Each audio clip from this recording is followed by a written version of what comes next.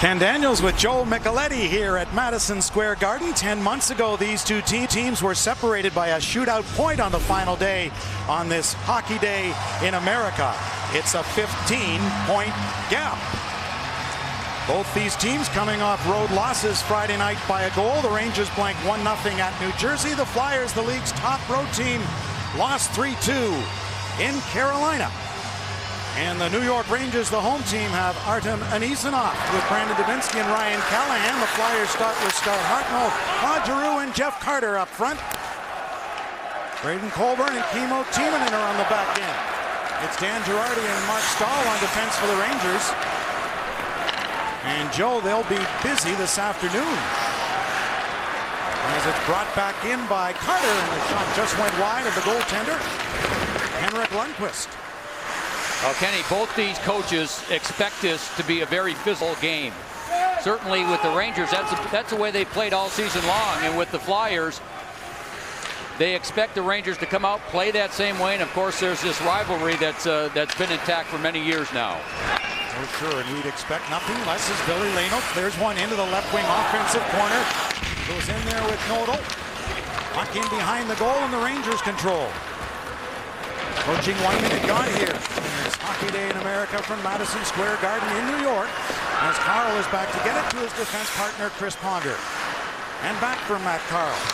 The Anchorage, Alaska native moving one ahead for Daniel Briere at center. Briere gets stood up,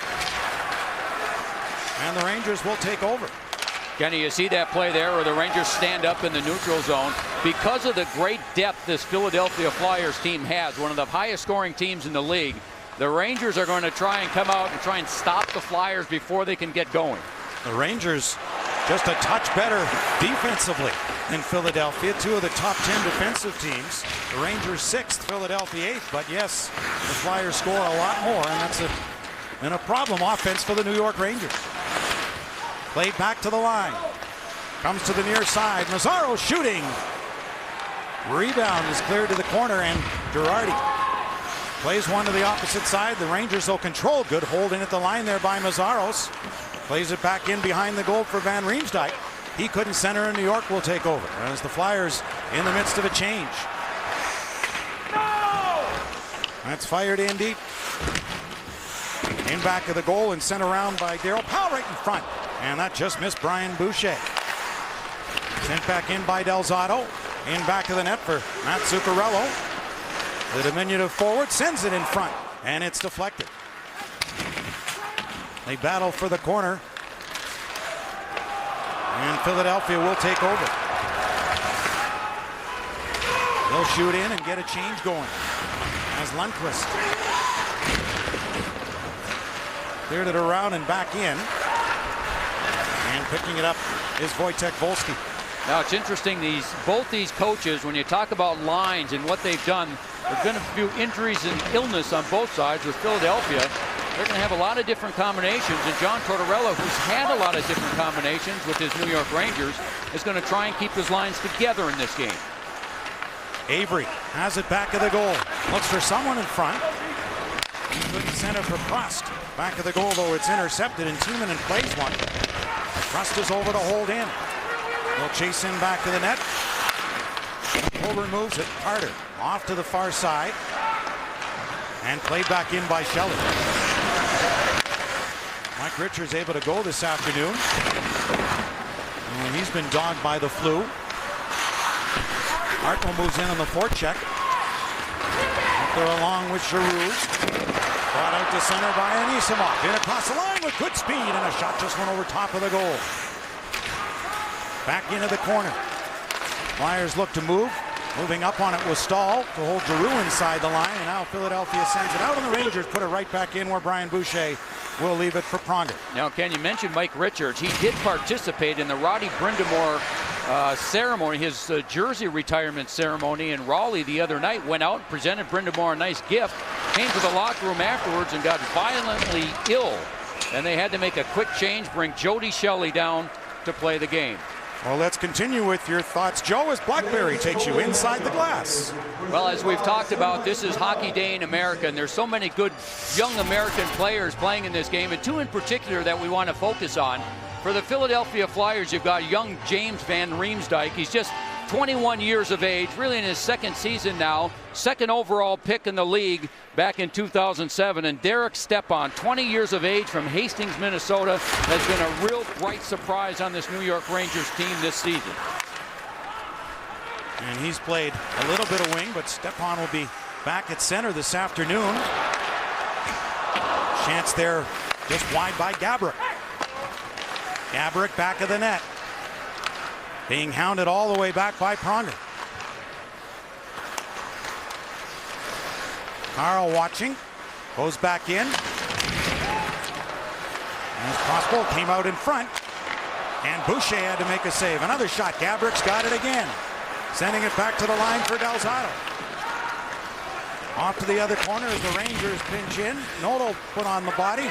And Pronger will lug it out. He's been injured this season, Pronger, but now he's starting to munch the minutes one more time. And Ferlano makes a move in front. Oh, what a stop! Huge save there by Henrik Lundqvist with a right pad down. And he keeps this game goalless as that play is offside. Well, expand your hockey experience with the Progressive Insurance StarCam on NBCSports.com and NHL.com. Today we'll focus on Brandon Dubinsky and the Rangers in the first and third periods, and Matt Carl and the Flyers in the second. Progressive Insurance StarCam is available now at NBCSports.com and NHL.com. So Henrik Lundqvist comes up big early for the New York Rangers. Ryan McDonough played ahead and tipped to center by Volsky. Zuccarello went after it. Matt Zuccarello put it toward the goal, and Brian Boucher, the Woonsocket, Rhode Island native, made the save on that. Back to the point. McDonough's shot was blocked in front, never got through to the Flyers netminder. Another try, and just wide. Volsky had an opportunity, and flying over top of him was the newest Flyer, Chris Versteeg, wearing number 10. Versteeg, a right-hand shot and a welcome addition up front, being a right-hand shot on the wing for Philadelphia. Rangers put one right through the blue. Nobody there to tap it home. Trying to center and get a shot. They go back to the line for McDonough with the glove and an outstretched stick, able to hold it in. Well, what an effort. That looked like that puck was going to be out of the zone, but the dive and the keep in by McDonough was good. Wolski moved it over. Centered in front. Great opportunity as McDonough came in down low off a feed from Stepan. We'll return to Madison Square Garden as Hockey Day in America continues.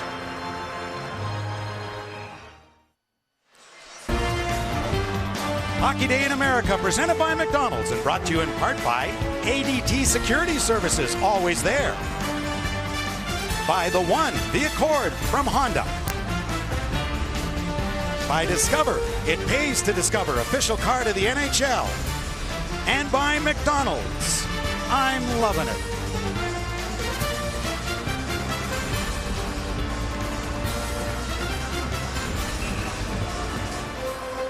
Face off to the right, Brian Boucher, who's 7-2 his past 10 appearances. He's won his past 3 starts for Philadelphia. He's having a tremendous season, Kenny. I mean, he's come in, he's healthier than he was a year ago, and mentally he's stronger and has really accepted his role well. He's been a nice mentor for Bobrovsky, hasn't he? He really has. He's showed him the way. Bobrovsky's still trying to learn the English language, but he's coming along. Rust. And a shot deflect. Rust out there with Boyle and Avery. Jeff Carter tries to get it out to center. Good steal there by Stahl, who stood up, and the play goes offside. Well, meanwhile, the Rangers have been able to hold Philadelphia to just 2 shots, but how about that opportunity? That's Danny Briere in front, 48. He's got 28 goals on the season, which leads Philadelphia, and he scores most of his goals from that spot, close to the net. And what a save by Henrik Lundqvist. And Sean O'Donnell, who went in to make a hit on that particular play. You saw his skates come together with Zuccarello. He was slow to get up, left the bench, and went to the Flyers locker room. That would be a big loss. He's really added a lot of depth on defense for the Flyers this season. We went basically with 4 a year ago, and you add Nazaros in there. It's a real strength now, isn't it? Yeah, it really is. Last year, Pronger didn't miss a game, nor did Timonen. 105 games each they played. A scramble for it, side of the goal. And some traffic in on Lundqvist, but he's able to get the glove on it and hang on. And they're not done yet. Some shoving as Andreas Nodal in there as Gilroy comes in. Danny, I've been wondering what's taken so long for this to start happening. These two teams get together. We played about 7.5 minutes. And when these teams get together, you generally see an edge to the game early. And certainly with the Flyers and Lundqvist, they want to try and get in front of him. And meanwhile, Hartnell, who was going down, gets hit by Boyle, retaliates there, and then one more time, a little push before they went to their respective benches. Philadelphia will slam one back into the corner. Big hit throw in there as Dubinsky used his body to the line, but it's not out. Not in and seeing it all the way without traffic in front. Lundqvist was able to hold on to that as Coburn let the shot go. Now a quick change. You see Versteeg come on the ice as Lundqvist playing his third consecutive game now for the New York Rangers. Played an outstanding game his last game against the New Jersey Devils, but they lost 1-0 on a goal by Ilya Kovalchuk, the hottest team in the league, those New Jersey Devils, Kenny. Yeah, they won their 6th in a row that night. Now they've won 7 straight. And really, I guess Henrik Lundqvist was the only reason that score wasn't a lot worse than the 1-0 with his 27 saves. Well, the Rangers were held to a season-low 15 shots on goal. So Lundqvist had to be good. He certainly was. And they've already got 5 here this afternoon. So that will help.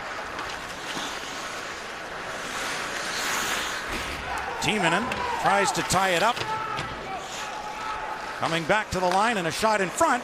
And Prospel was looking for the deflection, and Timonen will reverse there as Andre Mazaros is over to get it. Among the plus leaders in the National Hockey League, the Flyer defenseman, and Versteeg sends one rink wide. And Lundqvist again able to handle that one fairly easily. That was Mike Richards. Coach Peter Laviolette really wants to keep an eye on Richards because of him missing that last game. He's not sure of the energy level. Well, in the morning, the Virtua skate zone belongs to the Philadelphia Flyers. At night, they turn it over to the Wings of Steel. The Wings are one of 6 teams in South Jersey where you'll find the only youth sled hockey league for disabled kids in the country as part of Hockey Week in Philadelphia.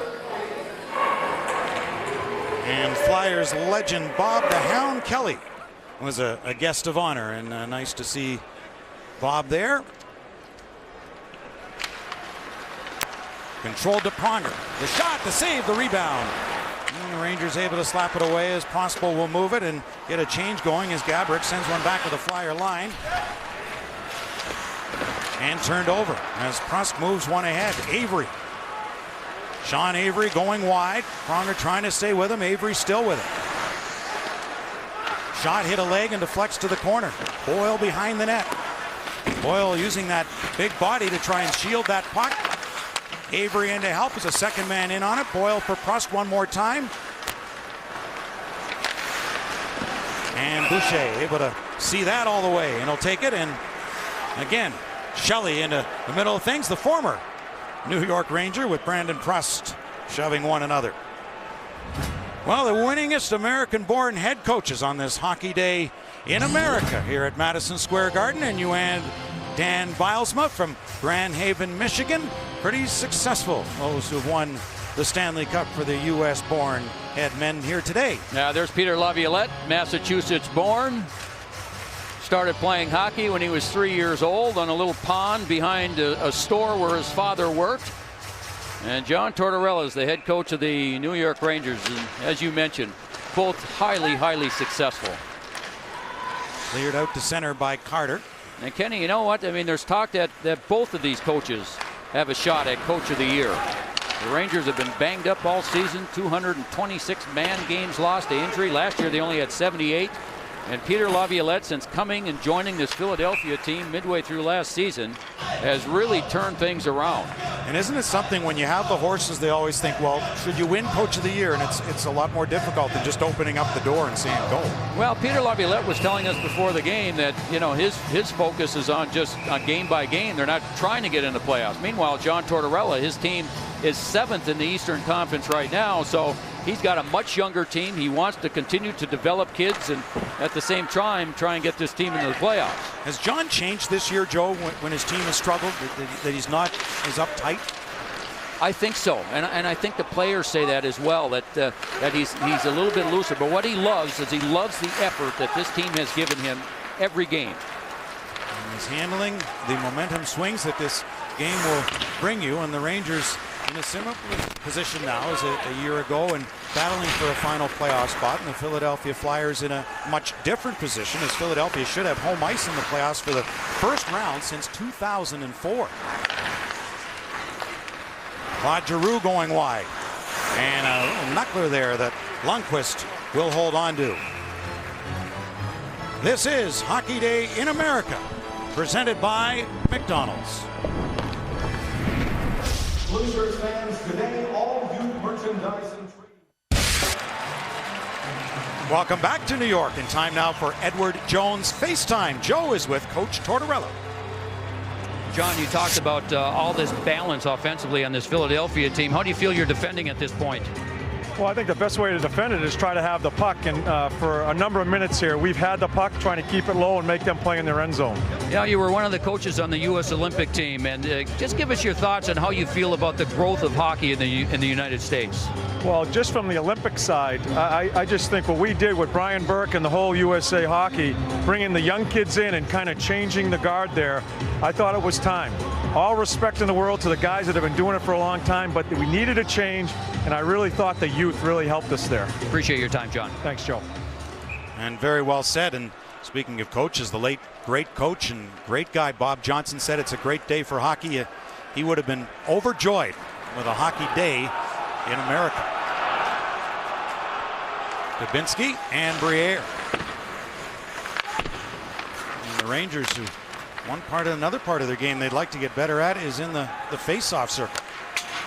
Yeah, it's been a struggle all season long for them. They continue to work on it. In fact, the great Mark Messier, Hall of Famer, has been going on the ice every now and then to help these young center icemen on the Rangers get a little bit better at that area. I bet he can still dominate in the dot. He can, strength, and he does. I'm sure. They center one on a bouncing puck. Briere went for it. Mazzaros had moved up, but a good play there by Sauer to send the Rangers on their way. Callahan up along with Dubinsky. Callahan's shot went wide. Billy Leno over there to get it. Leno, who had that terrific playoff run for Philadelphia on their way to the final. 7 goals and 21 points. Both Flyer rookie records at 9 points in the Stanley Cup final against Chicago to Billy Leno. He jams in front of his own bench. Yeah, Kenny, he was a player when he came over from Detroit. He was a healthy scratch for a long, long time before he finally got a chance. They found some magic on that line, and he's been a regular ever since. Yeah, sometimes it's just about a situation. Just didn't seem to drive consistently when he was with the Red Wings, and couldn't get a handle on his game, and comes to Philadelphia, and he can take off. Happens to many. Pronger, depending where you're at. Crosby tries to fight through and will clear in from one number 20 to another as Pronger goes back to get it. In this training camp with that off-season knee surgery, returned, but in December, surgery for a broken right foot. He missed 13 games in 5 weeks. And the team didn't miss a beat. That's the depth you were speaking of earlier. Yeah. They really, Mazzaros on defense, as we talked about, has taken up so many big minutes and can play in a number of different situations. And what Peter Laviolette, the head coach, has been able to do is kind of rest everybody because of their depth. Carter threw one back into the middle. It was intercepted and cleared in by the diminutive forward, Matt Zuccarello. They center one. He goes for it. And a rolling puck that Boucher was able to block. Oh, at the goal post. That rattled off the right post, came right in front of the goal again. And Boucher is gone!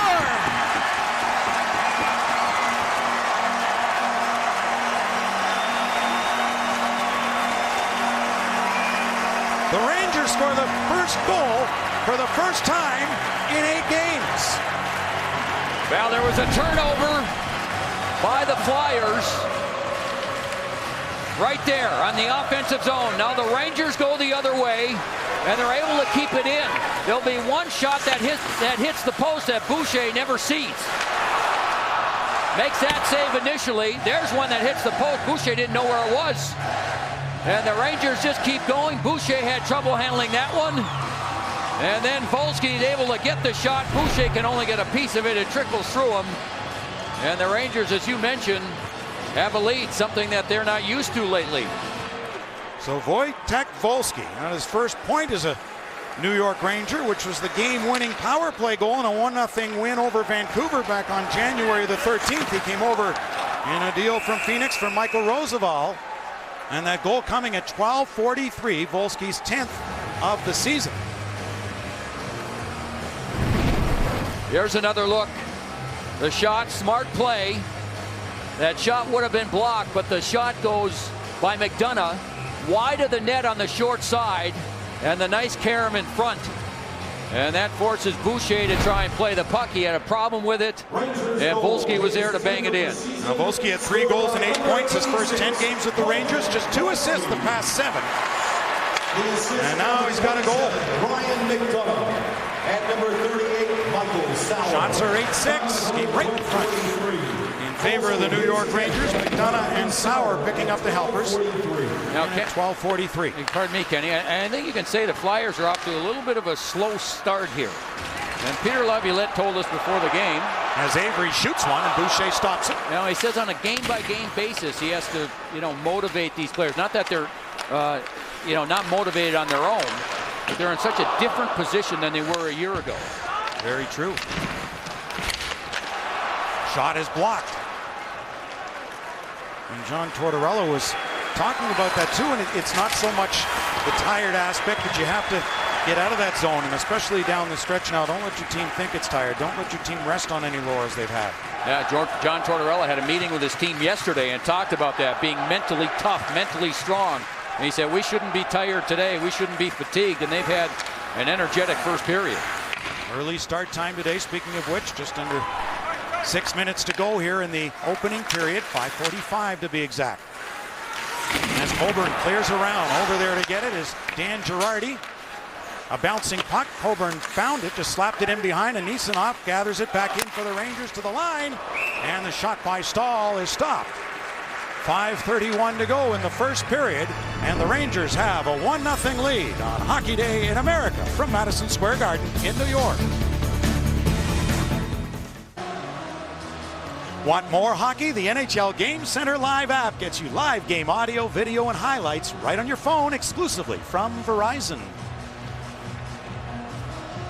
Well, one of the greatest American players of all time is that man right there highlighted. Joey Mullen, one of the assistant coaches for the Philadelphia Flyers. Hockey Hall of Famer. Started playing hockey right here in New York City and didn't get on ice skates until he was 10 years old. He started when he was 2-3 years of age, just with the roller hockey skates, and that's how he learned his great balance. Not a big player, but what an awesome player he was throughout his career, wasn't he? Oh, and he could score goals. Yes, he was. You don't necessarily have to start early. If you've got it, I guess. And he sure did. Flyers can't clear. Getting knocked down was possible by Mazzaros. Marian Gaborik clears it in back of the goal. Christensen gives him the puck back, and then it's taken away. Under 5 to go here in the opening period. And that just went over the stick of James Van Riemsdyk, who grew up a New York Rangers fan. He said his greatest memory as a young kid was when he was 5 years old and watching the New York Rangers win the Stanley Cup, and Mike Richter, the New York Ranger goalie at the time, stopping Pavel Bure on a penalty shot. He says he remembers it like it was yesterday. Yeah, as do I, although when you say he was only 5 years old, that makes me feel much older than I am. Thanks for that. Well, We'll get a stop in play. Yeah, the other thing he used to do, and there's James, he had dinner with his parents yesterday in New York City, and he said he always looked forward to Christmas because his father, who was a big New York Ranger fan at the time, not anymore, but at the time would put New York Ranger tickets, stuff them in the stockings, and he and his brothers would be able to come to a game around Christmas time. But they've kind of changed their allegiance for some reason, Kenny. I would think so.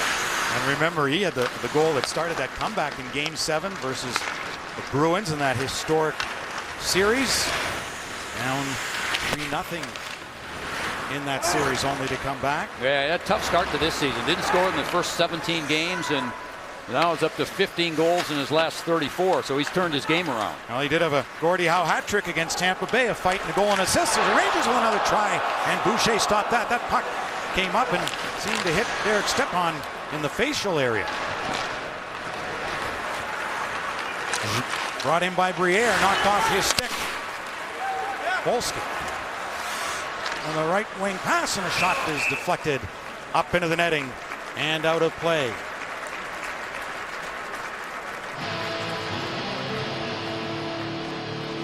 Our celebration of hockey continues during the Discover Intermission Report. Mike Milbury, Liam McHugh will take you live to the action in our other games.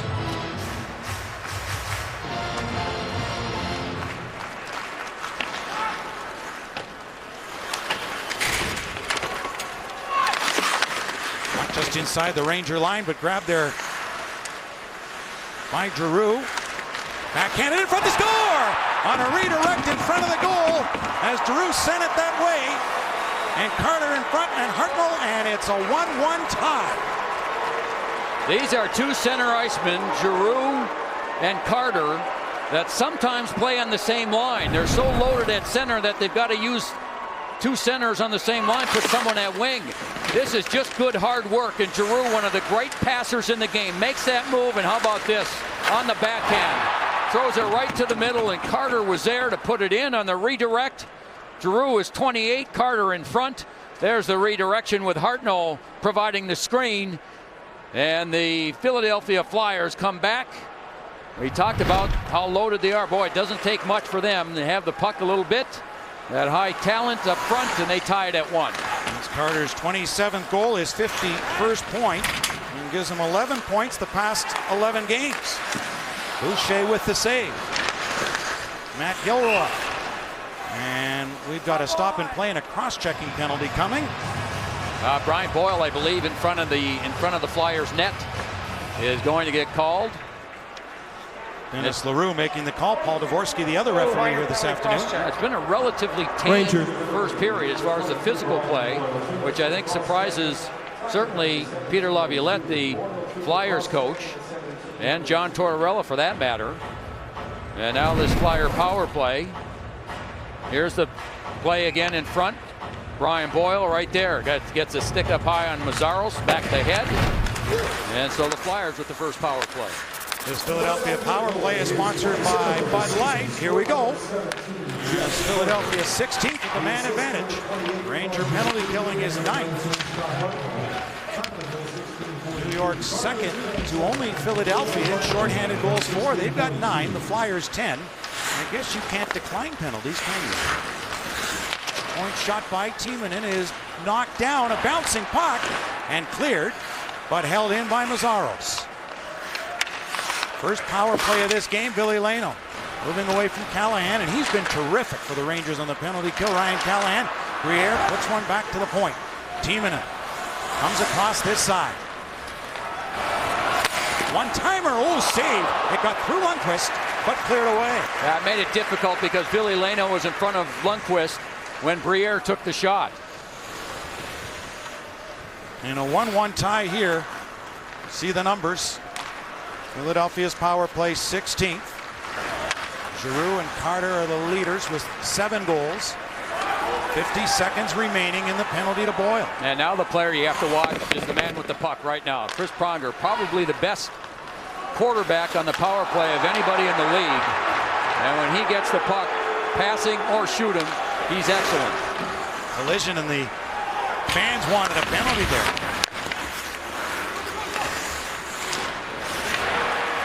That is blocked. And that's something the Rangers have led the league in for most of the season, block shots. Errant pass goes across. Callahan looking to get a stick on that, and the Rangers will clear it down with a dozen seconds remaining in the Philadelphia power play.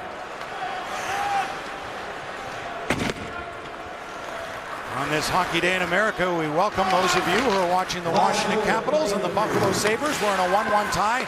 Final minute here at Madison Square Garden. First period. Ken Daniels along with Joe Micheletti, who's inside the glass. As Philadelphia goes 0 for 1 in their man advantage. The Rangers got the first goal from Volsky, and the Flyers have a goal from Carter to tie it. Both goals at even strength. The Rangers getting the first goal for the first time in 8 games. Right wing for Versteeg. Poking away at it, and comes up with it, then gets knocked down.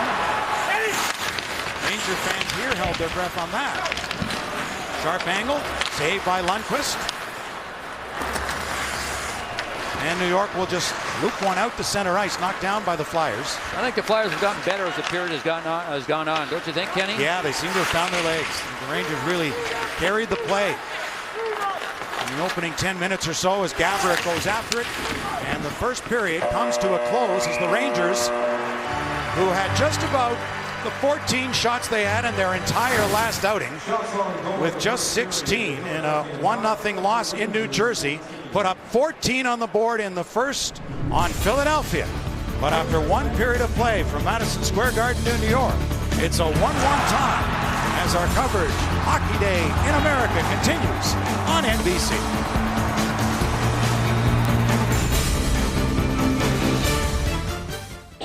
Broadcaster reserved, and any rebroadcast, recording, retransmission, or other unauthorized use of this broadcast without the express written permission of the National Hockey League is expressly prohibited.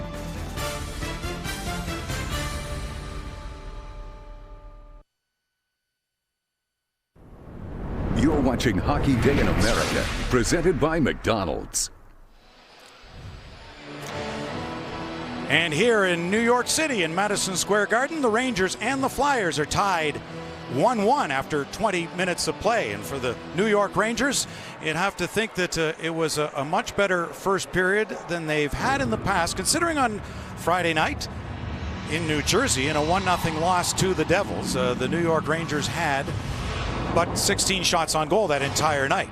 So Joe, in the first period of this game, they've got 14. Now the starts haven't been horrible, says John Tortorella, even though they've fallen behind 7 consecutive games until today. Well, they've worked hard. They've had trouble scoring goals, and that's been the concern of this team. Certainly not the effort. And the other thing that he didn't want to admit it, I think the team probably was a little fatigued after a very physical game against Los Angeles the night before. But in this first period, they came out with a lot of jump. I thought defensively they were good. He wanted the team to have the puck more in that first period, and they did, and that prevented Philadelphia certainly from getting going. But I thought Philadelphia came on in the second part. So the first part was all Rangers, and they got the first goal. And as we say, for the first time in 8 games, they strike first. Well, they had pressure on here, and the key on this one is the shot that's going to come right now from McDonough. He purposely shoots wide of the net. They get the big carom. The goaltender Boucher has trouble handling it, and there was Voltek Volsky right there to put it in and just kind of puts it through. Boucher, who's had an outstanding season for Philadelphia. But this Flyer team is so talented, and this man right here, Giroux, makes his beautiful pass. I mean, that was a thing of beauty on the backhand. Here it is again. Highly talented, the perfect pass. Jeff Carter, who's got a wonderful shot, shows soft hands by deflecting that pass in and tying the game 1-1 as we get ready for the second period. And second periods this season have been the best for the Philadelphia Flyers, outscoring their opponents 70-43 in second periods. And Sean O'Donnell hurt his left leg in the first. Well, you can see this little collision right here with Matt Zuccarello, and they both go down. Sean O'Donnell was obviously slow to get up, had trouble making it back to the Flyers bench, went straight to the locker room, received treatment in between periods, but we have just found out he will not return to this game with a lower body injury. Jeff Carter with the goal, 16 points his last 16 games for the big power forward. who has played some wing this season. As you mentioned, Joe, they're so deep down the middle that many of their players have been playing out of position.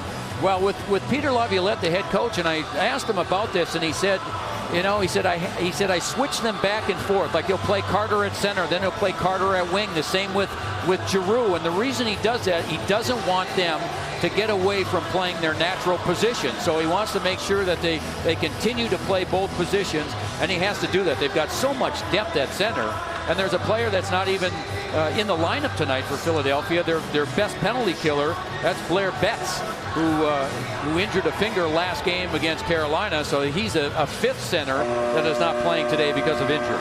Yeah, Betts got a short-handed goal Friday night, the 10th of the season to lead the league for the Philadelphia Flyers. So 14-9 were the shots in the first in favor of the Rangers. And we're all even here.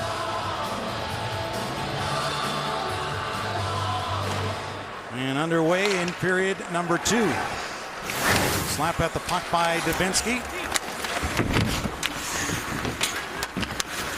who took it away one more time, and then Hartnell able to get it back to center ice.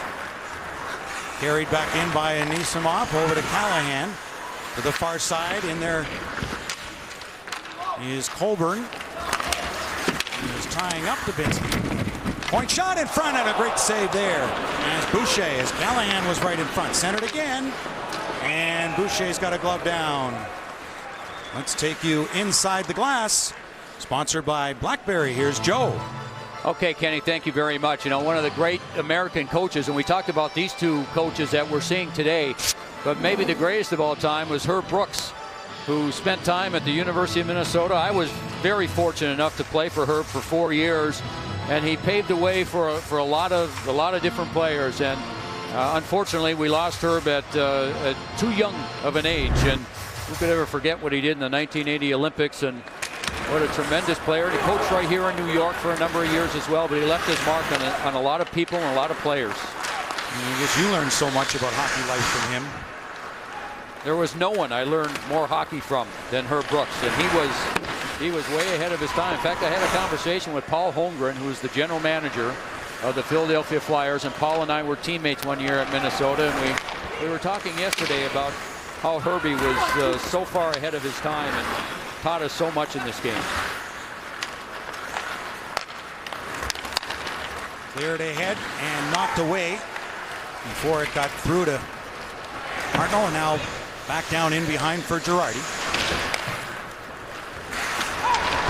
We'll reverse one more time, and Girardi goes back to get it. Leads the New York Ranger in defense points with 24. Briere's shot handled and cleared by Lundqvist. Leno gets hit near side. Moving in was Nordal for Philadelphia. Pulled out of a crowd, and Christensen plays one ahead on the right wing. But back to get it goes Timonen. 1 goal to 100 for Kimmo Timonen in his career. Leads Philadelphia defense points. And coming up next, the defending Stanley Cup champion Chicago Blackhawks will face off against the Pittsburgh Penguins. The NHL Game of the Week coming up next on NBC. And from all of us here, we'd like to wish Joel Quenneville a speedy recovery. Yeah, I was able to exchange a few text messages with Joel a couple of nights ago, and he said he's fine, everything's okay, and it's good to see him out of the hospital and feeling better. Yeah, recovering at home. And he will not be coaching this afternoon.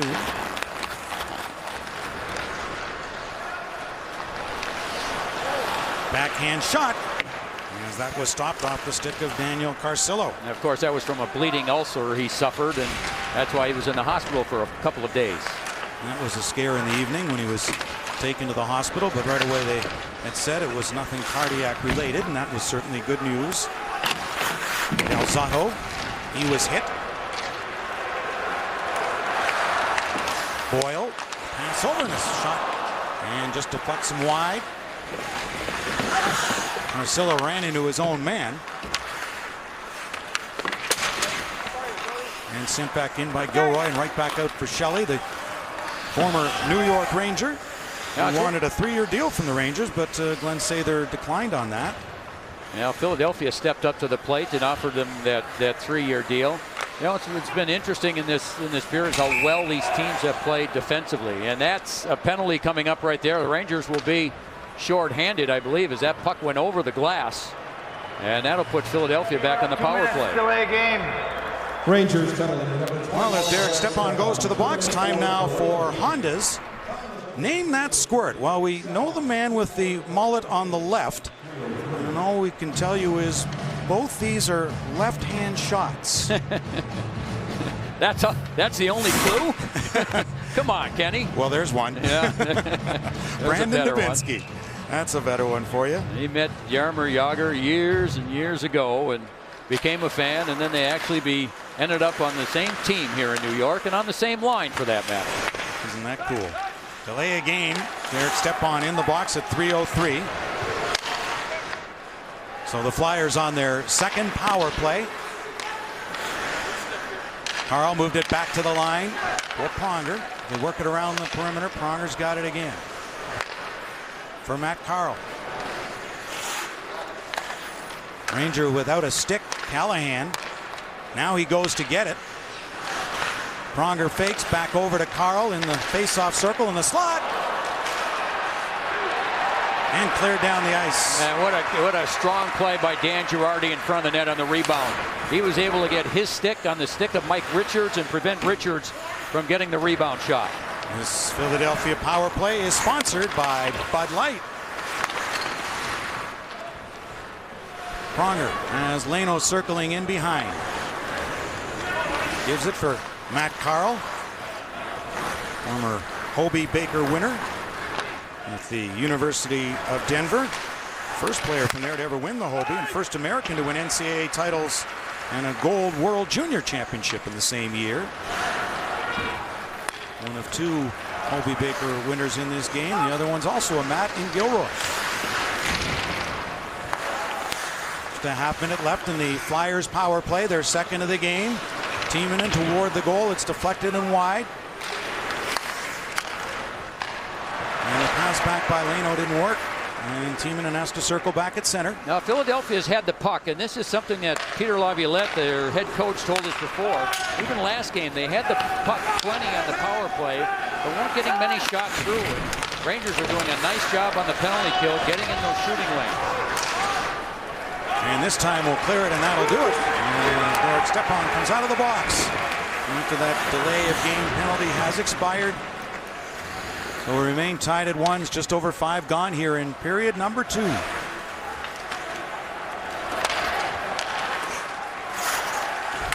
Carter.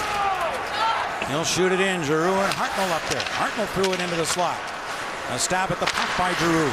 Hartnell one more try as Carter goes into the corner to pick it up. Back to the point, and the shot went wide. And Lundqvist was searching to find it. Holborn kept it in. Far side now for Hartnell. The intended pass for Carter didn't work. Goes over Carl's stick, and he'll have to race back.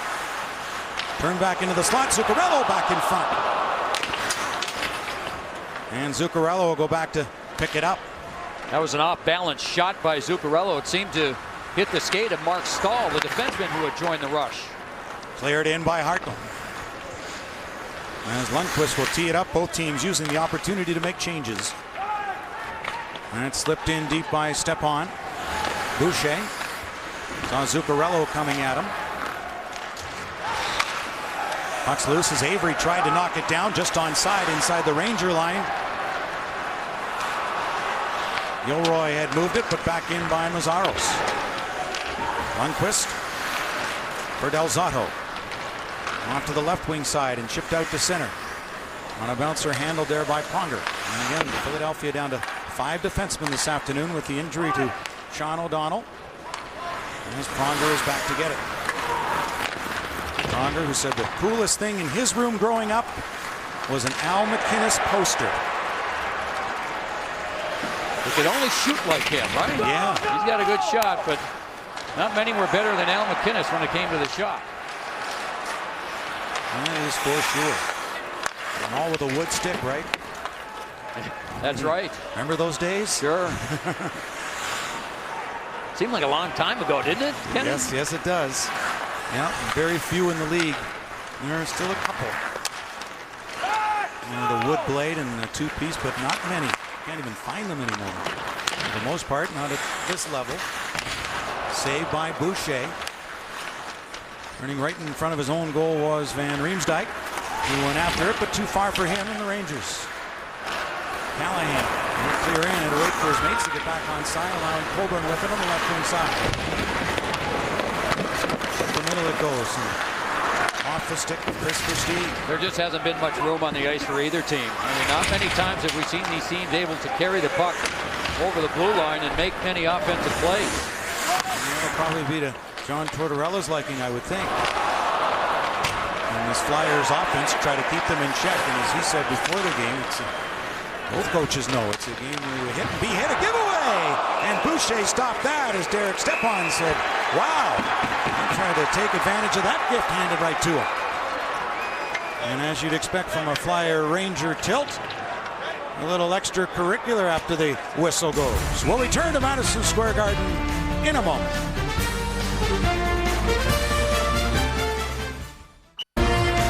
Hockey Day in America, presented by McDonald's and brought to you in part by Bridgestone, the official tire of the NHL. By Edward Jones, where we make sense of investing. By Progressive Insurance, making it easy to shop for insurance. And by the U.S. Postal Service.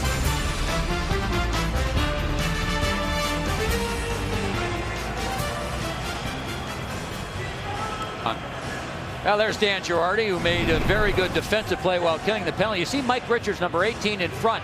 The shot will come through. There'll be a rebound, and Dan Girardi gets the stick of Mike Richards so that he can't reach it.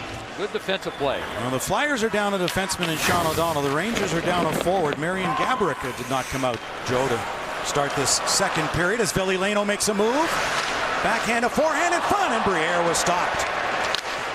Not the first time by Lundqvist here today. As Leno made a nice play in the high slot. Sent back in, it was offside, and the Flyers don't clear the zone, so we'll get a stop and play, and the faceoff coming outside the Ranger blue line. Well, we talked about Danny Briere a little earlier. He had 3 shots in the first period, and he scores most of his goals around the net. He's got a curve on his stick that allows him to beat goaltenders low or high. He's so dangerous, and he just tries to beat Lundqvist with quickness here. Get the shot away immediately, and Lundqvist was able to get the stick down and take everything away down low. And I remember all the talk before Ville Leino came into the National Hockey League was all about the free agent Fabian Brunstrom, and so many teams were after him. Wound up going to Dallas, scoring a hat trick in his first game. He's now in the Maple Leafs organization at last stop, and then the Detroit Red Wings, who had pursued Fabian Brunstrom and didn't get him because he wanted to be guaranteed a top 6 slot, signed Ville Leino as a free agent. And then moved him on to Philadelphia. Right through the crease from in behind, and Lundqvist getting up slowly down there as the Rangers come in for them. Boyle had the little beaver tail going there. He wanted the puck. Never came across to him.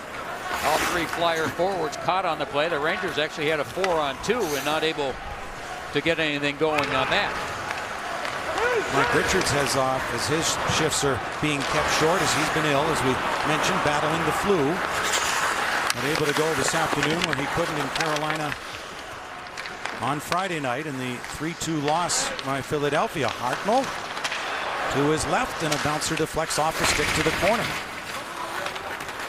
Taken out by Stahl. Flyers cleared it, and Pruss brought it back in, so we have another offside. And tonight, hockey returns to its roots outside as the Canadiens take on the Flames in the Heritage Classic. Tonight, 6 Eastern on Versus. And haven't the Flames been unbelievably hot in the West like the Devils have been incredibly hot in the East? Although the Devils have more of an uphill climb than the Calgary Flames do, but they're really making a playoff push, and all of that right after Daryl Sutter was gone as general manager and Jay Feaster came on, and it seemed to relax the entire team. Boucher will hang on to that. So we're in a 1-1 tie just past the halfway point in this game. This is Hockey Day in America, presented by McDonald's.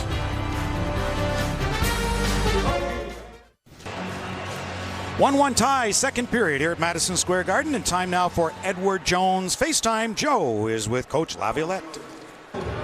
Peter, all your talent, 14 shots on goal thus far. Are you concerned? Well, obviously we'd like to have more than that, but New York blocks a lot of shots. They're a good defensive, structured team.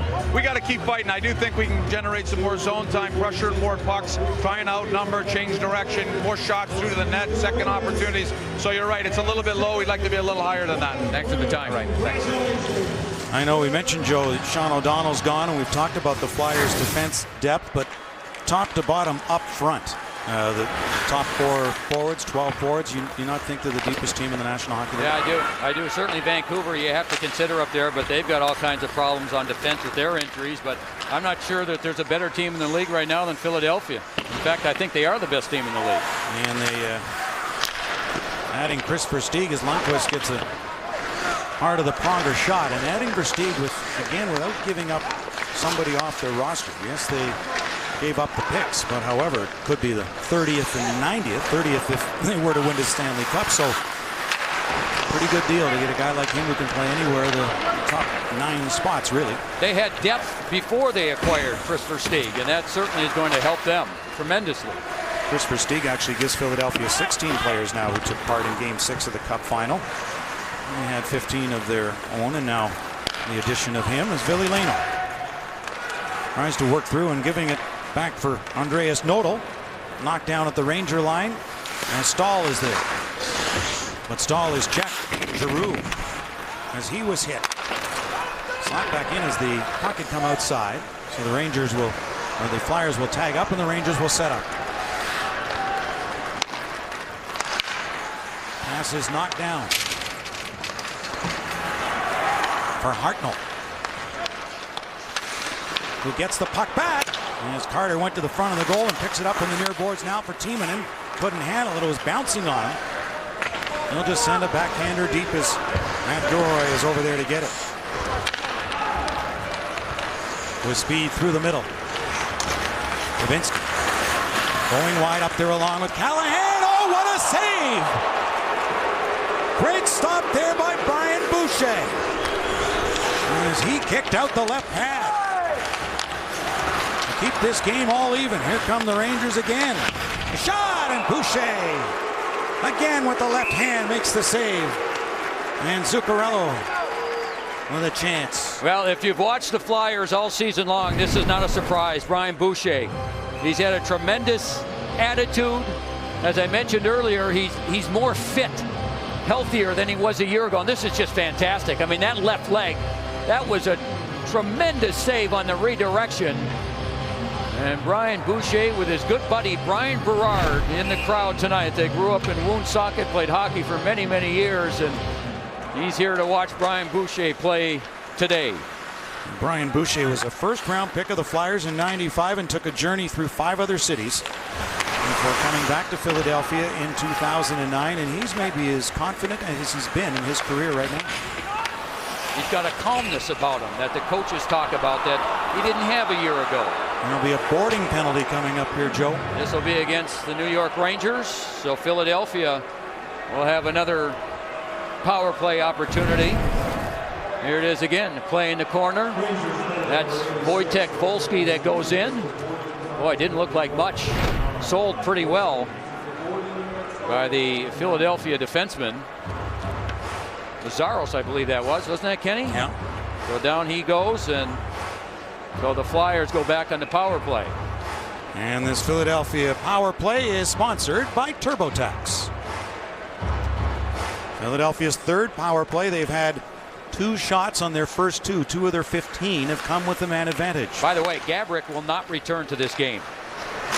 So both the Flyers and Rangers have lost players today, and Lundqvist with a save there, and the Flyers extra man advantage. Flyers extra man advantage comes back here to Carl. Gets it back from Pronger. Loose in front. Oh, and Lundqvist getting over. He score! Carter denied the first time, but then off the rebound, Giroux. And it's a power play goal, and Philadelphia leads 2-1. Now, Peter Laviolette wanted his power play unit to just be to play with a little bit more intensity. And this is intensity here. Shot to the net, blocked.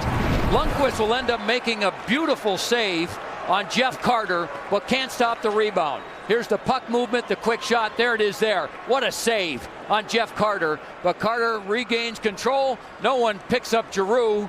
And as Giroux gave Carter a beautiful pass on the first goal of the game, how about that pass from Carter? Maybe a little deflection off the stick of Girardi. And Giroux, who's got a very underrated shot, scores over Lundqvist, his 20th of the season. And points now in 12 of the past 16 games, and that's his 20th goal and his first in his past 9. Claude Giroux is on a 30-goal pace. Mentioned how Philadelphia's best period is the middle stands-out, scoring teams now 71-43 in second periods this season, and they get one here. As Avery's got it on his stick, back toward the front of the goal. Timonen was there to intercept. And Noto will clear it down ice. Rangers take over. Kicked out. Leno. Ahead for Noto. He'll go into the left wing offensive corner and to get it. Shoving in there along with Sauer. Giroux's 8th power play goal of the season. Carter and Carl assisting at 12:52. And Kenny, he is one of those players that if you give him the choice, pass or shoot, he'll pass. And for him to have 20 goals, leads the team in scoring, and he just, again, another year of making another step. His first career 20-goal season, he had 16 last year. Van Riemsdyk. Back in behind for Versteeg. He gets knocked down. Has it one more time. Put it in behind as Richards tries to center. Versteeg goes for it again. Back to the point to Carl. Pronger. That's blocked. And out at center, and Avery manages to grab hold of the puck. But the Rangers in the midst of a change as the puck comes over to the near side. Cleared by the captain. Richards out to center ice. Ken, you know, we talked about the Rangers having the puck most of the first period. Flyers have had it more here in the second. Centered back in front by Volsky. That'll be held by Boucher. So Philadelphia has their first lead of the game. Second period from Madison Square Garden in New York.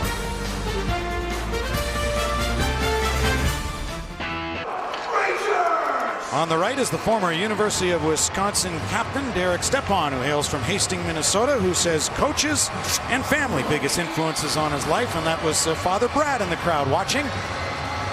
And Brad was a 5th-round draft pick of the New York Rangers back when, played for the Denver Rangers, and there you saw Mike Richter played there as well, and he was a teammate of Peter Laviolette, the Flyers coach. Well, ties that bind. Cleared it out. In fact, when Derek was born, Brad said, "Oh, got a family here I got to take care of. I'm going to quit hockey." He got a job at a hockey rink in Hastings, Minnesota, and that's where Derek started to skate. He'd go to work with his dad and started skating at age 4. So one can't send it down the line, train the other, and it all worked out just perfectly. I guess that wasn't the master plan, but it worked that way as the Rangers go in offside. Stay tuned for the Subway Intermission Report. We'll look in live at our other games, plus Mike Milbury and Liam McHugh will bring you a story about Pat LaFontaine and his little piece of hockey heaven in New York. That's coming up on the Subway Intermission Report. At one point, the shots in this game favored the Rangers 13-6. It's now 21-18 favoring the Rangers. So, as we talked about, the Flyers continue to find their game. One-goal lead as Leno couldn't get to the puck, then Carl in behind. And down one defenseman, Carl and Pronger logging even more ice time this afternoon. Noto was held up by Gilroy, but carries in, drops it back for Leno. Briere to stick in the air, he wanted the puck. It comes back for Carl. On a redirect in front, and off Lundqvist and off the side of the post as the Flyers came close to adding to their lead. Volsky played one back through and across, back in front. Christensen couldn't center it. Carl got one over to Leno. Yeah, Matt Carl made a beautiful defensive play. Danny Briere was stopped again by Lundqvist, and then Carl made the defensive play on the other end. And Lundqvist will hang on to get things sorted out. So chances at both ends. Now, Danny Briere, not a big player, but he finds time and space. There he is. Comes out of nowhere. That looks like after the save, it might have got a piece of the post as well. Let's see, there it goes. Yeah, off of Lundqvist and then off the post. And they're able to clear it away. Danny Briere in front. Makes the play. Here it is again. He just comes out of nowhere. You look around as a defenseman to try and keep an eye on him, and he's got a wonderful ability to just simply get lost. Lundqvist the save. Backhand. He score! Carcillo backhands it home, and the Flyers lead by 2 in period 2. Well, this is a defensive mistake by the New York Rangers, and Coburn makes a beautiful play. Just wristing the puck to Carcillo, who had gotten behind everybody. Carcillo's on the right side, falls down on the ice. You'll see him, he's kind of all alone in the corner now, and everybody kind of loses him. Here comes the puck. There it is. Alone, save, and then the spinorama, and somehow he's able to get the puck through Lundqvist. Lundqvist made one save and then can't get the pads together as Carcillo just gets enough on it to get it back towards the net. And that's one Lundqvist wishes he had back.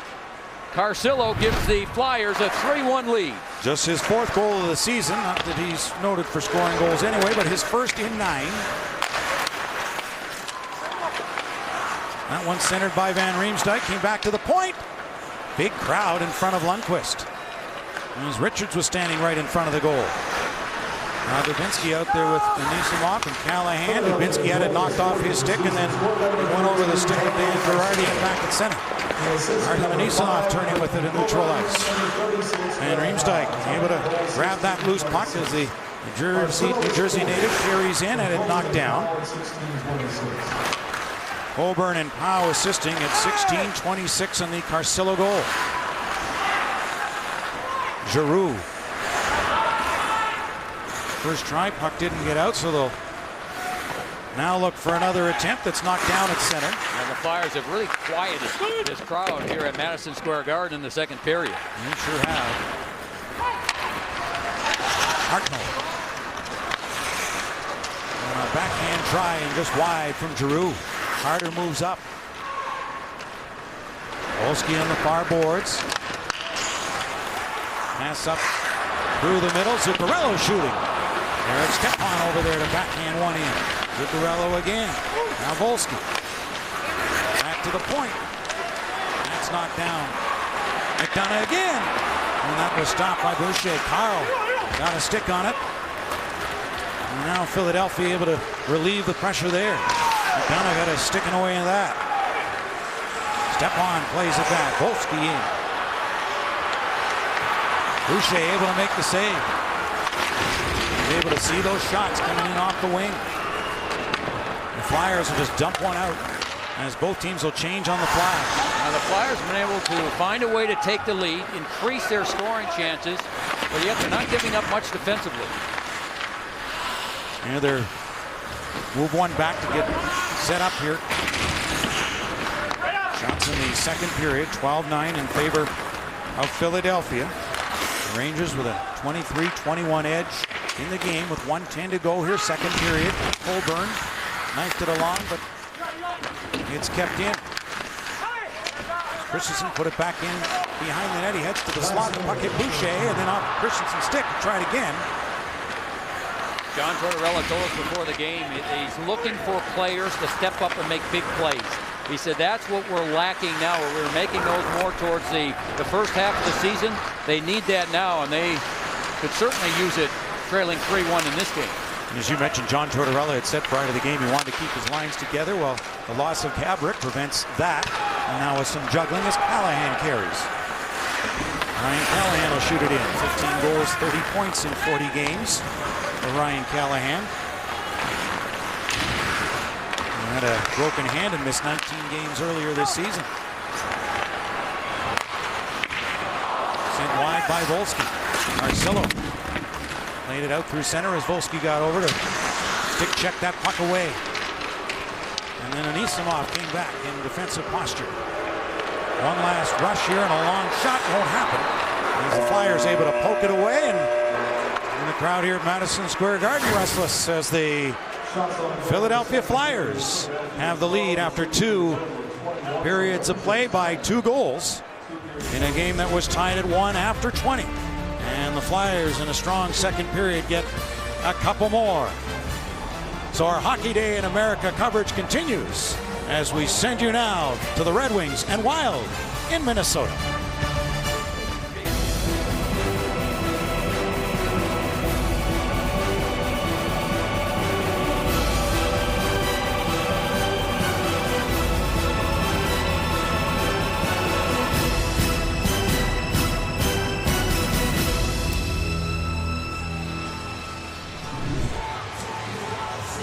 Flyers by 2 after 2, and in a building, Madison Square Garden, where Ranger fans will often yell shoot. The Rangers have done that. They're out shooting the Flyers. However, where it counts, they're down by 2. But the good news for the Rangers is that when they trail after 2, they have the best record in the league with 7 victories and 17 points. Kenny, it's been a team that's been, very comfortable and very patient. I think it's probably the best way to describe the way they play in the third period when they're trailing. They're going to have to find a way. The Flyers are not giving up much here. They might have to take a little bit more risk in this third period to create some scoring chances. And the Rangers have not had a power play opportunity this afternoon. Strange for a Flyer Ranger game. Cutting to the goal was Dubinsky, and he ran out of real estate. Back behind the net for Callahan. Spins it in front through legs. As Hartnell able to get it out. Stahl's got it. To center comes Mark Stahl. He's averaging close to 26 minutes a night on that Ranger blue line. Lead pass for Leno. Tried to kick it ahead. He was up along with Briere. Couldn't get through. But the Flyers recover, and Pronger's got it to Carl. Yeah, and Mark Stahl's been so good this year at John Tortorella, so I'm going to use him against the Flyers' best 2 lines in this game, he and Dan Girardi.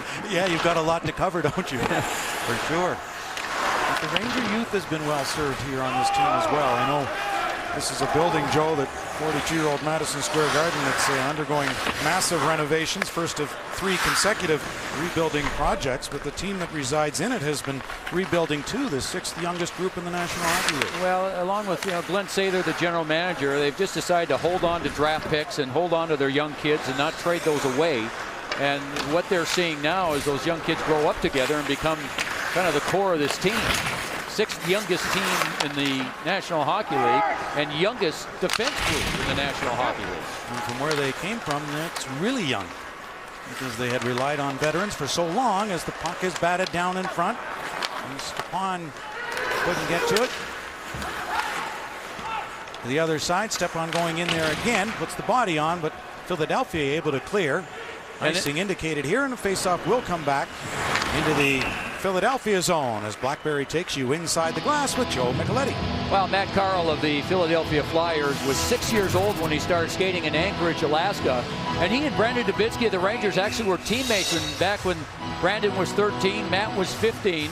And the thing about Matt Carl is he told me before the game, he said what really inspired him and a lot of other kids from Alaska was Scott Gomez. Scott Gomez, of course, was a first-round draft pick of New Jersey. He won a couple of Stanley Cups, now playing in Montreal, a little bit older, but he said Dubinsky and Matt Carl and these other players, these young players, really would go and they'd watch Scott Gomez play high school hockey. They'd go to his games to see him because there was so much talk about what a great player he was. And then when he turned pro and had the success, Rookie of the Year and winning Stanley Cups, they said it was a tremendous inspiration for the young kids of Alaska to just prove that someone from their state can make it and be obviously a very, very good player in the National Hockey League. And seeing that Matt Carl was going to be a defenseman, his favorite player to watch growing up was Nick Lidstrom. I think that's a pretty good one to emulate. Not a bad. If you can become half as good as Nick Lidstrom, you're going to have a tremendous career. I would think so. Nick will be 41 in April, and the odds-on favorite at this juncture to win the Norris Trophy, which would be his 7th, just one behind Bobby Orr's 8, his most all time. Fired in by Ryan McDonough as Boucher's clearing it around. Hartnell took a stab at it out there with Giroux and Carter as Pronger puts it ahead to Carter, and a nice little tap pass back to Giroux. Giroux went into the middle. It was knocked away though, then intercepted by Carter off his stick, and back come the Rangers. Callan with Dubinsky. Dubinsky went to the front of the net and it didn't get through, and then another try for it again, and Boucher's got that. Yeah, the Flyers were very aggressive and nearly got caught. The Rangers ended up making a play in their own zone, coming back the other way. And Ryan Callahan with some speed. Here he comes. He'll get a good shot here. Boucher will make that good save, and then Boucher gets back into position, but the Rangers keep going. And then one more chance, and Boucher is there. Kind of a deflected puck that comes into the crease, and Boucher, who's been very alert in this game, is able to find the puck and cover up. And on this hockey day in America, and Brian Boucher, as we say, from Woonsocket, Rhode Island, won a World Junior Championship silver medal with Team USA back in 1997. When he was 6 years old, someone came to his dad and said, "We're looking for a goaltender. You think your son would like to play goalie?" And so he brought it up to his son, and his son said, "You know, that equipment those goalies wear, that's pretty cool." "Yeah, I think I'll give it a try." So he started playing goal when he was 6 years of age, and in a town of right around 25,000 people. We've had some pretty good success with that program in Woonsocket. So many who became netminders as youngsters, and the goaltender mask certainly made them want to play the position too. Not get hit, but certainly that was part of the cool equipment too. Briere on a bouncing puck, able to clear it in. Leno moves up to get it back to the net. Stahl got a stick in there along with Girardi on a left wing feed and off the stick of Stahl. Prust. Stahl, the defenseman, back for Prust, in behind the goal, backhanded by Avery, but not a strong attempt. As Brian Boucher is able to hold on to it, he'll take a face-off coming up to his right. Only Verizon gives you more hockey than ever before with the NHL Game Center Live app. Text NHL to 8603 to download now. He looks cool and calm, doesn't he? He does. And I guess he's, as we mentioned, he's really helped Bobrovsky in that way. And not that Sergei Bobrovsky's English is great, but no. Boucher can help settle him regardless. Well, Kenny, you know, he learned that when he was a rookie playing for the Philadelphia Flyers long time ago, and there was an excellent American goaltender by the name of John Van Beesbroek, who was with Philadelphia at the time, and John Van Beesbroek took Boucher under his wing, and Boucher has never forgotten that. And it was John Van Beesbroek whom Henrik Lundqvist just tied for 5th all-time in Ranger wins, picking up his 200th victory. In front, oh, there he is again! What a stop by Boucher! Derek Stepan was wrong! Oh, and he's hurt. He sure is. Boucher cannot get up. What a flexing stop that was. And he's had about 3 of those this afternoon.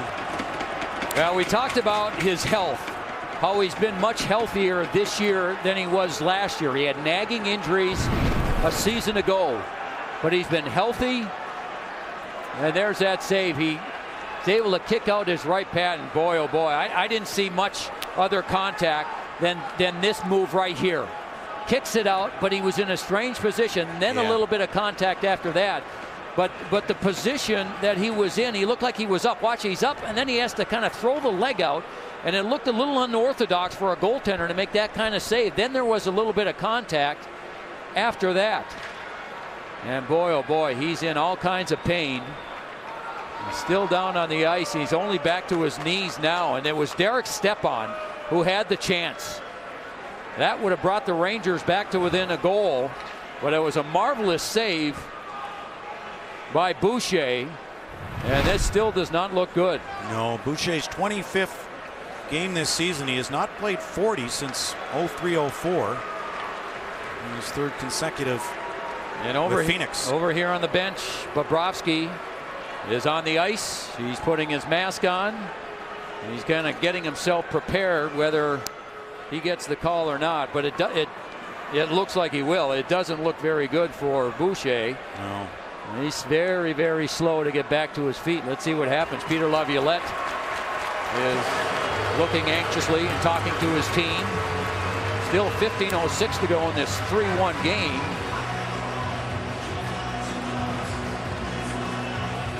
So Boucher tries to stretch out what is bothering him at the moment. We'll check on his status and come back to this in a moment. Yeah.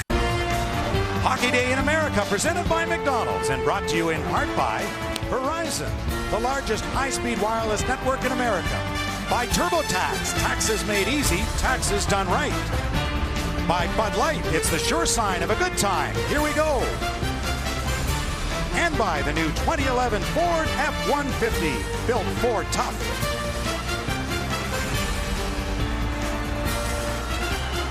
Well, we played just under 5 minutes of this third period. The Rangers have 5 shots. And this is what happened to Boucher. He makes a beautiful save, an incredible save on Derek Stepan. And then there was a little bit of contact after that. There it is again. A little bit of contact. And down he went and seemed to be in all kinds of pain. And he stayed on the ice for a long, long time. But I'll tell you what, he is toughing it out. He does not want to leave the Philadelphia Flyer net. And now I would think if you're the Rangers, you want to try and get as many pucks to the net as you can to see if he is okay. The Rangers do win that faceoff. And with so few questions surrounding the Philadelphia Flyers, I guess the question continues to come up, Joe, about their goaltending. However, I would think if it ain't broke, don't fix it. The goaltending's been much better this year than last. It sure has, and it's been a revolving door, but 2 very good netminders this year, and top 10 defensively. Getting over is Dan Girardi. Angled wide right in front, the score! It's a tap-in! Stepan!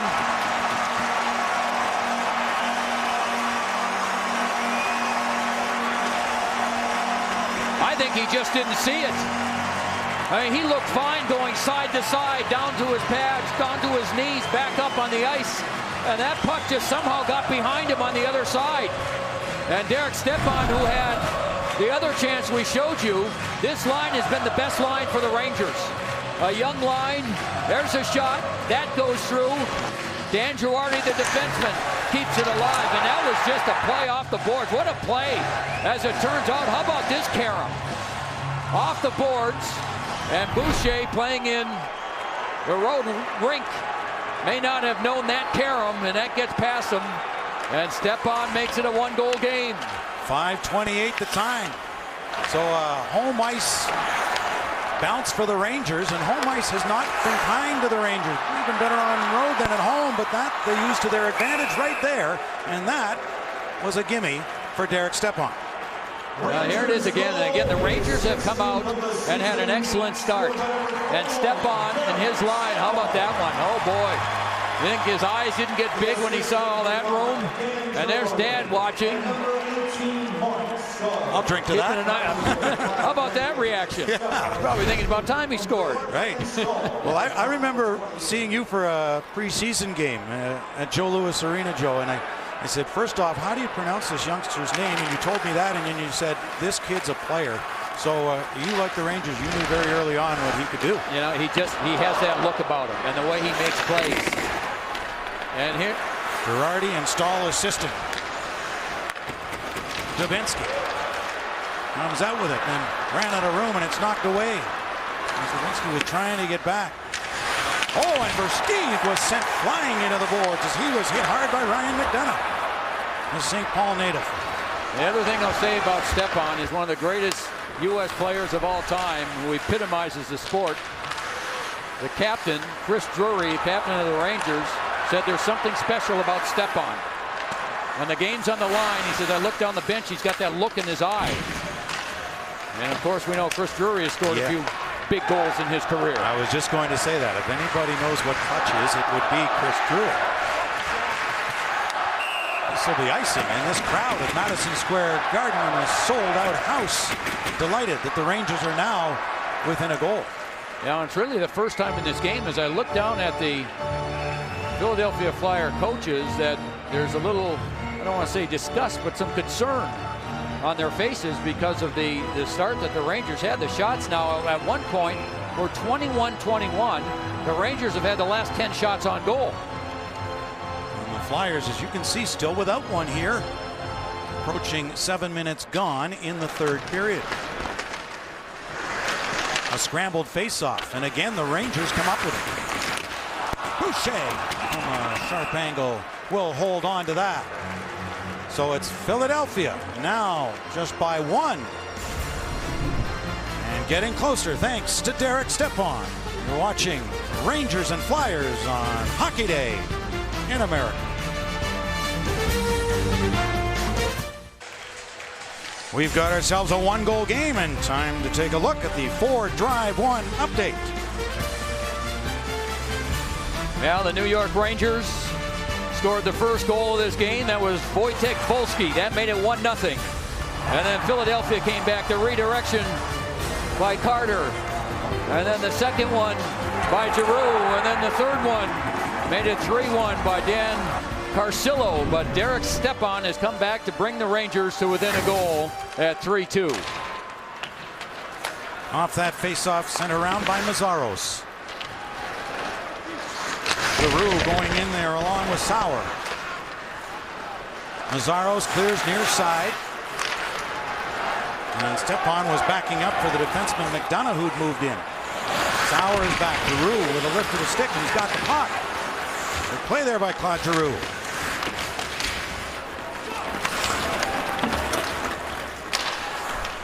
Sent back in by Philadelphia. Boucher waited for it to come into the trapezoid, cleared around, off the change, Girardi. That block, he moves in front of the goal. And cleared away, Jody Shelley's got it, look out. And Shelley ran into traffic, Villolino. Well, Girardi was right in front of me when he went to take that shot. The puck bounced on end, and that's why he didn't get anything on the shot. Callahan. One off Nodal, then Carl held it in as Carl and Pronger are on defense. And Stahl, the defenseman, carries in. Callahan to the front of the goal. Mark Stahl with a good reach. Hit there by Nodal. And Dubinsky behind the goal to Callahan. Redbro tried in front. And went right out the other side. Anisimov was there in the post. He just missed it. He was set up perfectly. Shot goes off a stick. And Girardi for Dubinsky to Callahan. Stopped at the Philadelphia line. And Anisimov gets it back in, and Mazzaros played it over. That's one of the few times in this third period that the New York Rangers did not get the puck in deep and get their forecheck going, which is giving the Flyers some problems here early. Not that early. We played 9 minutes. They haven't had, the Flyers have not had the puck much in this third period. And Boyle couldn't get through out there along with Erik Christensen. And Vinny Prosper, who moves in here on Carter, who makes the play ahead for Giroux. Hartman back for him. Slice to the corner by Lundqvist. Scott Hartman. Left wing board, shot hit escape. Held in though to Pronger. Softly in behind. Corralled there by Giroux. He looked in front and was knocked away. A bouncing puck taken by Crossbow, who clears it away. And for Crossbow's lack of speed, his smarts can help make up for some of that. Well, they were hoping that he'd come back and really help their power play. He hadn't played for about 9 months, 2 knee surgeries, and a procedure that included 3 different injections really helped him get back in the lineup. A rising shot went high, and James Van Riemsdyk took it. Versteeg pumped it back. Girardi gets a stick in there on Richards. Carried out by Volsky as Richards was coming back all the way with him. Boucher gave it up. And the Flyers, Richards there to recover ahead for Chris Versteeg. And Versteeg will shoot it in. 2 consecutive 20-goal seasons for him. He was a Calder finalist. He finished third, a trophy won by Steve Mason a few years back. In front for Briere, and he was tied up. Briere back of the net, he was beaten to the puck. Tries to stay with it though. Remember, Stahl will quiet things down for the Rangers. An elite pass is a good one. Brandon Dubinsky shooting, missed on the short side. Bouncing puck there for Gilroy. Back from Michael Del Zotto. Number 4 of the Rangers. Anisimov, checked by Leno. Oh, right to Boucher, and right on the goal line. And Boucher turned around and found that before it could squirt across the red line.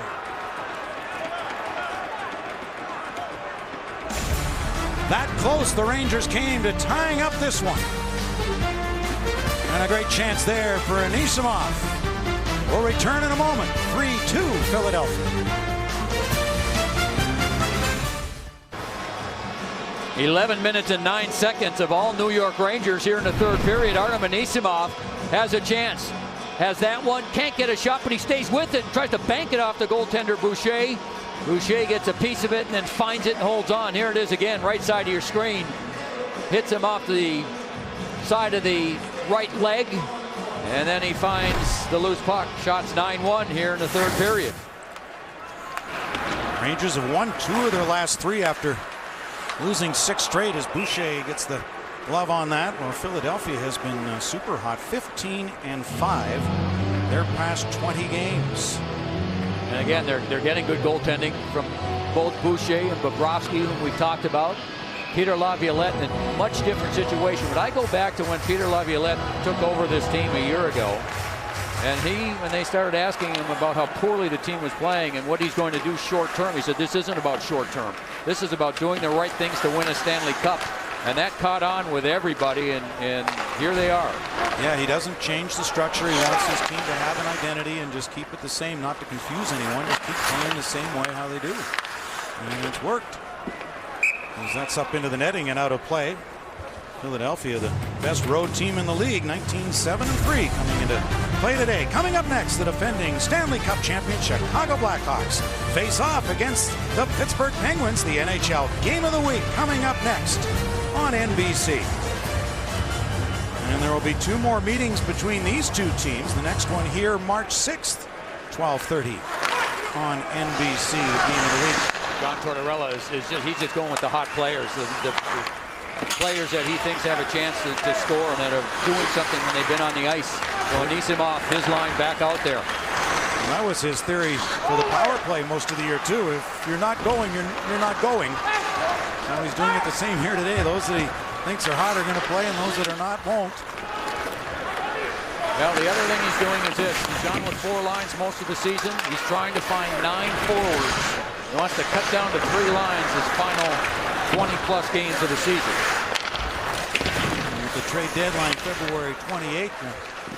Pin rebound in front of Boucher. Let's see if the Rangers get busy, although there's already been 21 deals made. I don't know if there'll be anything left to be made on February 28th when the deadline arrives. What are the Rangers looking for, though, Joe? Well, as I mentioned before, they've got a very young defense, and so I don't think they'd mind having a veteran defenseman as they get ready to, not only make their charge here, but should they get into the playoffs, which they are in 7th place in the East right now. And then scoring, is always something I think that a lot of teams are looking for. Yeah, I think you get a little bit of that in both. Brian McCabe's name, I know, has popped up around the league, and perhaps Florida looking to move him. Well, the New York Rangers have needed a quarterback for their power play all season long. They've tried a lot of different options back there, and nothing to their liking as of yet. Christensen and Boyle move in for New York. Sean Avery clear to the other corner. Girardi moved in for Boyle. Back of the net for Avery, off his stick. Put it back to the corner. Christensen. Boyle. Using that good size to his advantage. Heads to the front of the goal with the reach. Side of the net. Pop right loose in front. Net is off its moorings. And they'll notice that. Paul Dvorsky. And again, just as the Rangers are ready to take a shot, they had no choice but to blow the whistle. Oh boy, the Rangers are upset about this. They've had nothing but pressure in the offensive zone. There's the puck right along the post, and again it's Anisimov that keeps the play alive. And there's the play, keeps it alive. Pardon me, that was Boyle, not Anisimov, but it was the Ranger player that bumped into the net, knocking it off its moorings, and that was the reason for the whistle. So face off to the right. Brian Boucher. Loose puck, and again New York is on it first, so now they'll try the other side. Yeah, and the step-on line right back on the ice. So this is almost turning into a two-line game, and especially with these whistles, which slow things down a little bit, it allows, like right now, the Anisimov line is on the bench, but they get a little bit of extra rest, and so it'll be interesting to see if John Tortorella comes right back with them. Stepan won that face-off back, something he's consistently working on.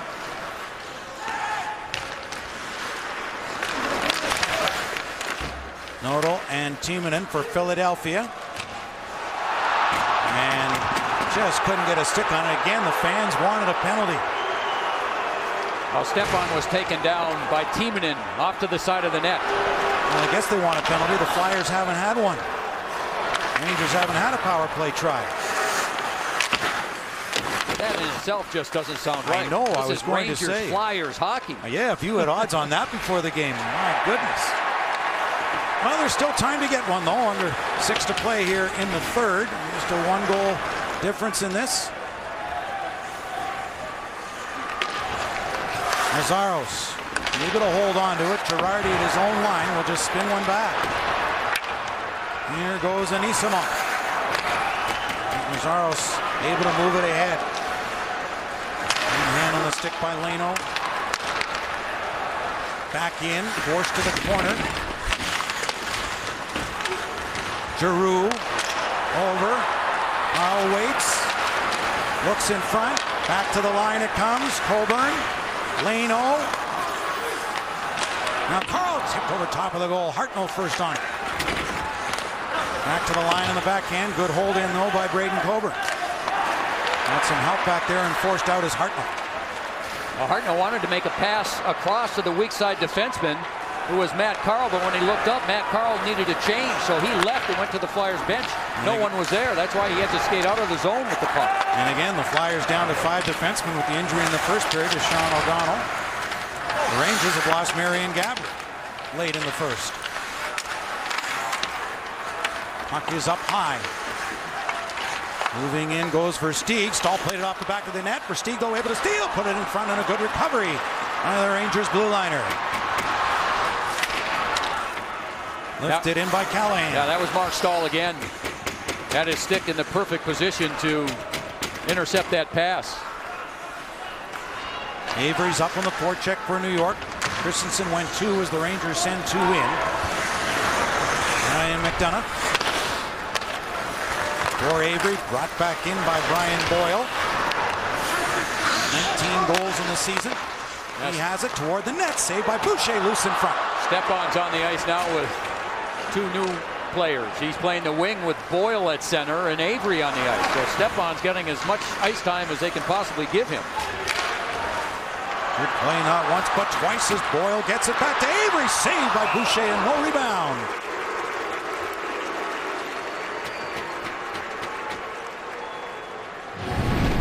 Now to think that Brian Boucher was down on the ice and hurt, and he was able to continue. And since then, he let in 1 quick goal right after that.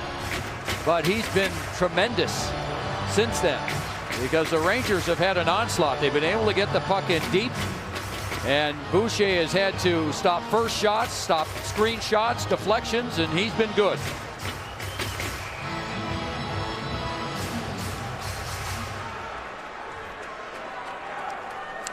And we welcome those of you who've been watching the Capitals and the Sabres. Ken Daniels in the booth. Joe Micheletti inside the glass. 3.5 to go here, third period. And the Flyers leading the Rangers by just a goal. Washington defeated Buffalo by just a goal. This game was tied at 1 after 1. It was 3-1 Philadelphia after 2, and the Rangers have a goal here from Stepan in the third at 5:28 to make it close. Shots are 14-1 here in the third period, favoring the New York Rangers. And Stepan is back on the ice with his 2 normal wingers. Let me know when he comes off the ice, will you, Kenny? I'll try to do that. 20-year-old kid. Chance for Carter. Knocked down. It's underneath. Carter trying to dig it away from Girardi. And Donald and Gabrick are 2 injured players gone early in the first period for their respective teams. Saved by Lundqvist on a hard one-timer from Hartnell. Sent back in by Dubinsky. Callahan moves in and hits, and the Rangers lead the league in that department. Van Riemsdyk will just softly clear one down. That's a good chance by Hartnell on against the Rangers, and again it was a brilliant pass from Claude Giroux. And they have to stay on the ice now that they ice the puck, but they turn it over. Here's one pass, but here's the pass again by Giroux. What a passer. Beautiful all the way across the ice. Hartnell has the chance, and Henrik Lundqvist able to come over and make a shoulder save on Scott Hartnell. 18 goals and 36 points in the season for Hartnell, the former 6th overall pick of Nashville in 2000. Hard-nosed winger. Intercepted there by Van Riemsdyk. He's the Flyers now will get the change. Holborn, first on it, Stepan right in there.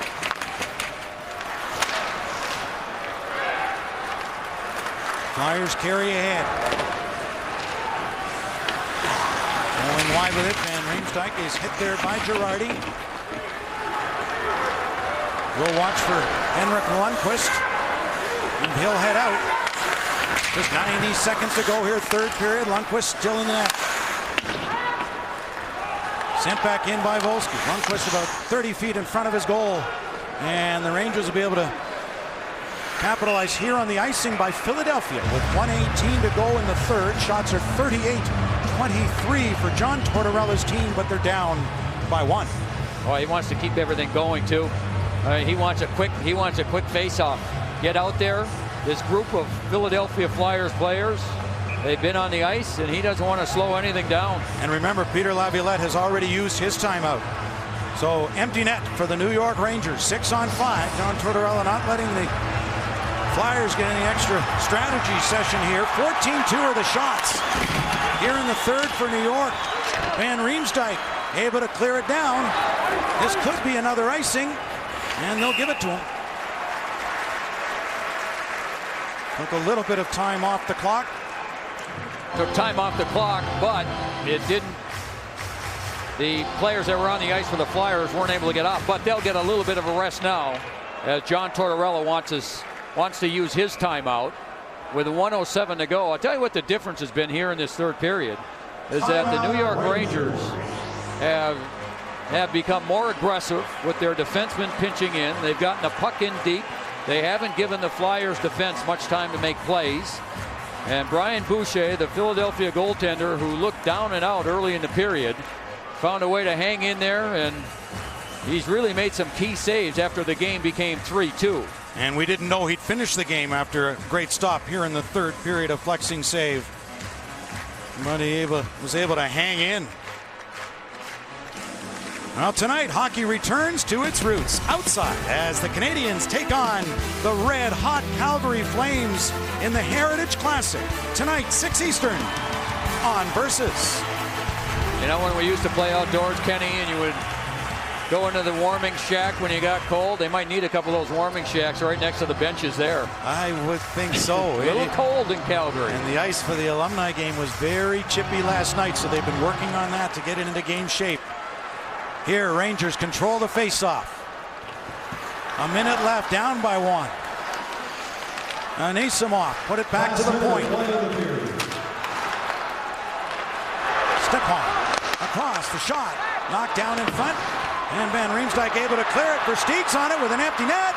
Scores his first as a Philadelphia Flyer. Makes it 4-2 and will seal this one. Frustrating for the head coach of the New York Rangers, John Tortorella. Henrik Lundqvist has to go back into the net for the Rangers. The Flyers did a good job of getting the puck out of the zone. They were facing pressure. They were in good position. Shot blocked, and then just softly off the boards, and that allowed for Stieg to pick up the loose puck and have enough time to find the open net. 19:14, the time of that goal, and as we've mentioned, for Stieg, so valuable with the power play, penalty killing, even strength. And the Flyer pickup in his 4th game with Philadelphia has a goal now to go along with an assist he had earlier. A bouncing puck inside, still Boucher save, and the rebound just cleared away. Flyers to the line, but not out. Second try, it will clear. Dubinsky with a slap ahead to Volsky. A dozen seconds to go. Pronger on Volsky. Callahan with a try. He missed it. And Philadelphia will recover from a loss on Friday night in Carolina and improve their road record to 27-3. Best in the NHL. Winners by 2 over the New York Rangers. Flyers goal 15 of the season, scored by number 10. 4-2. Philadelphia wins, beating the Rangers, as we send you now to Minnesota for the Red Wings and the Wild.